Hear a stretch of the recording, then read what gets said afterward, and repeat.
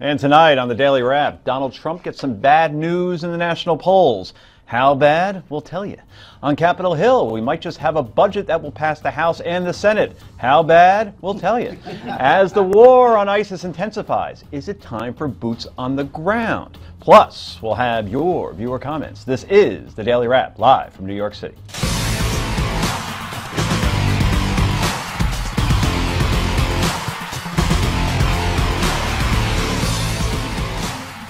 And welcome to the show, everybody. I'm Joe Concha, along with Rick Unger. Happy Debate Eve, I guess you could call it. Big day tomorrow. The third nice. in a series of, 9,423 Republican debates? That used to be the case. They had 27 back in 2012. Only 7 this time around. That's all it's going to be? Yeah, 7 on the Republican side, 6 on the Democratic side, and you will have Sarah Palin and Dick Morris along with Steve Malzberg with you tomorrow night. We will have an interesting lineup tomorrow. It should be some interesting after-debate coverage. Absolutely. Look at that smile. How could you say no to Stevie? So definitely be there tomorrow night. That's right after the CNBC debate, which should be very, very interesting, and we'll tell you why in a moment. Too, Mr. Unger's right. She is America's pundit and one heck of an attorney. Heather Hansen is here and apparently has access to the teleprompter.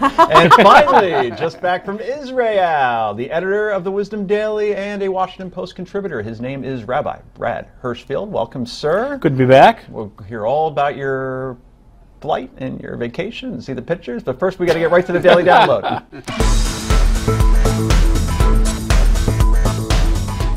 Who's the candidate who's the biggest opposition to you? Well, I thought just by the normal chain of events, I thought, and by, history, it would be Jeb Bush, and I guess that's why people said, boy, you've really hit him hard. Why? Because everybody was saying, well, he's going to ascend to the throne, it's like we're dealing with thrones in this country. Yeah. I am surprised at Ben Carson, but I go after Ben Carson. Whatever happens, happens. I mean, somebody would say, oh, you go, I don't know, that's my whole life. If somebody is an opponent, I want to win. Ben Carson is now doing well, and I think Ben Carson has a lot of problems with his record, if you look at his record, including going back in past, and, those problems are going to start to come out. That's Donald Trump today on Morning Joe, as he is almost every morning, claiming that Dr. Ben Carson is his biggest threat. And as of right now, he's exactly right. In the latest CBS News, New York Times poll, Ben Carson leading with 26% of the vote. Trump, 22% of Republicans like him. Then it goes Rubio, Bush, and Fiorina well behind. This is just one poll, and Trump continues to lead other national polls. But you get the feeling the wheels are finally starting to come off the Trump campaign. I only say finally because pundits have been saying since he declared that it would go downhill. But this time, this is tangible evidence that it may be happening. Yeah, except I'm afraid to say it. Me too. I'm just afraid to say it. Let's wait and see some more polls. This was the first out in this time frame. Let's see if it holds consistent. Look, if we do see this replicated in other polls, all it's telling you is that the same process we see every single time there is an election is starting to take root. The difference will be that instead of a 2-week at the top of the poll, he's literally had 3 months. So it's a little too soon to judge, but not inappropriate to raise the questions. Yeah, there was one national poll, but also there were 2 polls in Iowa showing that Carson pulled ahead there as well. So maybe we have a trend going here. Yeah, I think we do, and I think it'll be interesting to see how the debate affects that and whether or not Trump goes after Carson at the debate.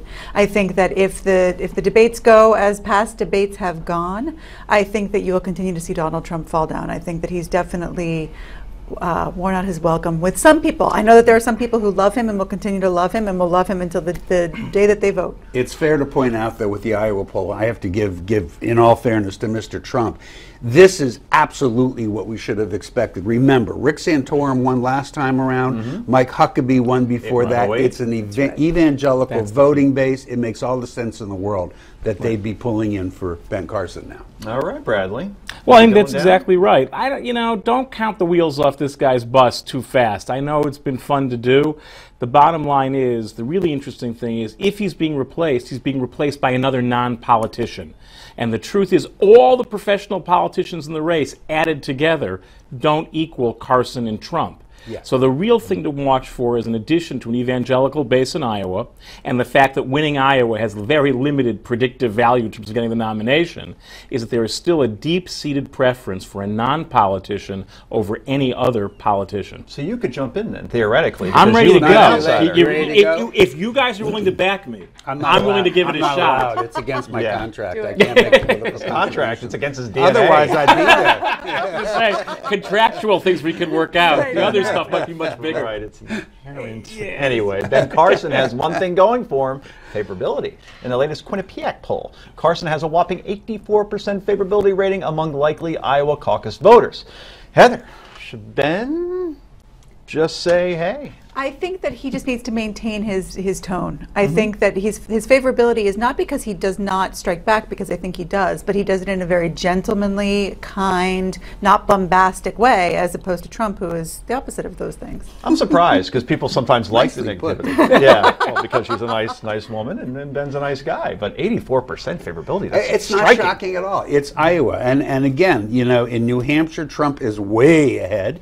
In South Carolina, I believe he's leading. It's, and as the rabbi here said, Iowa is not predictive of much of anything. You're right about that. It hasn't been for a very long time on the Republican side. So, yeah, I wouldn't jump too quickly. He has said some controversial things, though. No, not Trump. No, Carson. Mr. Oh, Carson. Ben, yes. gay for the I'm stay, sorry. Carson? Yeah, You think I that's know. controversial? I'm just saying. I know, but the thing is, he's proven you can say outrageous things if you say them with dignity, as opposed to Trump, who sometimes says some very smart things with very limited dignity, and people tire of him quickly. And I think that's what we're watching here. So we had bombast and anger, and it's now being overtaken by gentlemanliness and dignity. Who wins in that one? It's too early to tell. Okay. I think outrageous was being generous. I think you're right. Meanwhile, Trump has gotten himself into a little bit of an embarrassing situation when he tweeted, let's see the tweet.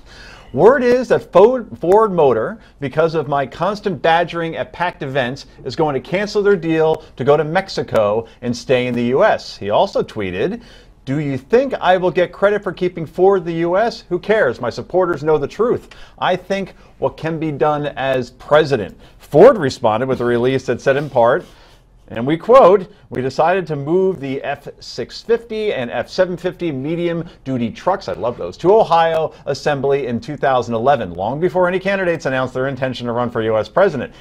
This is a little embarrassing. Embarrassing. Let me tell you something. And by the way, the Detroit Free Press auto reporter knew about it in 2011, so he backed up Ford Motor Company. Okay. This is, folks, this is why I get crazy about Donald Trump. You say he's not a politician. That was the most politician-like thing you can do. Take credit for something that you had nothing to do with. Is it how being- you can support a guy who would do a thing like that? It's like third grade, man. Is it being him a politician or him just being unprepared, not knowing the facts? Well, which one's worse? I think unprepared, not knowing the facts. Well, no, you know, being I mean- disingenuous. Yeah, I You mean, want to I make don't that call? know. I mean, it's I think, but his failure to check his facts before he goes out in these tweets, which is really his way of speaking to the world, because he uses it as a press conference every time that he tweets. It's simple enough to check. It's not if like it Hillary would have been Clinton difficult.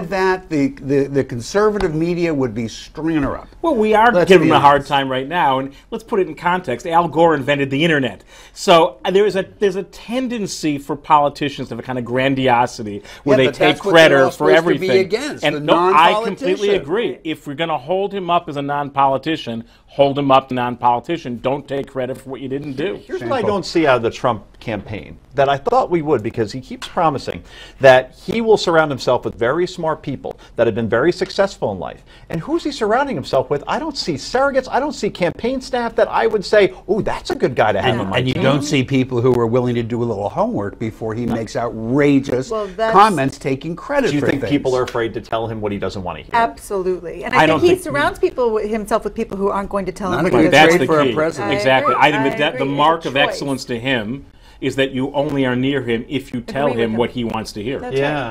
But Bill Rancic was a good winner of Apprentice. Why not hire him? I think he's still on He the was. staff. He did work for a bit. He Yeah. can be chief of staff.